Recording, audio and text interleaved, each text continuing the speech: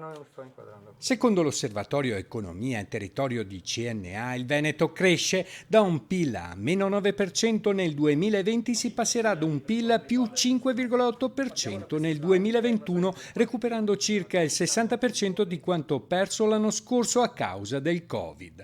Dati confortanti che attestano una ripresa degli investimenti del 16,2%, in grado di riportare la nostra regione ai parametri pre-pandemia.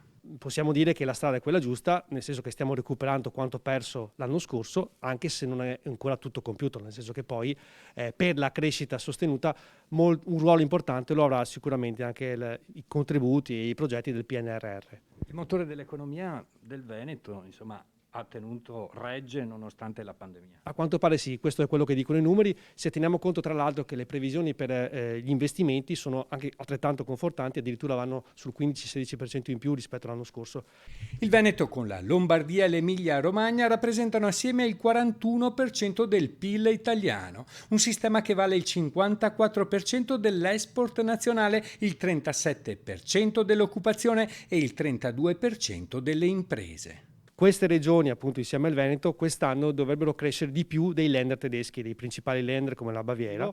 Abbiamo osservato che le regioni italiane e quelle spagnole, quelle appunto sono quelle che cresceranno di più quest'anno in Europa, ma anche sono quelle che hanno perso più PIL nel 2020, quindi c'è una sorta di compensazione. Credo che questo sia un momento importante per il nostro paese, per il nostro Veneto, dove inseriamo la positività di questa ripresa anche con la possibilità di avere nuove risorse dal Piano Nazionale di Ripresa e Resilienza, dove questo potrebbe dare effettivamente un rilancio a tutto il nostro paese. CNA Veneto chiede alla Regione di farsi parte operativa ed agire in favore di settori trainanti come manifattura, sistema casa e turismo. Sono delle filiere che possono trainare le imprese a prescindere dalla propria dimensione e a prescindere dalla propria categoria, e questo può essere un rilancio importante per il Veneto.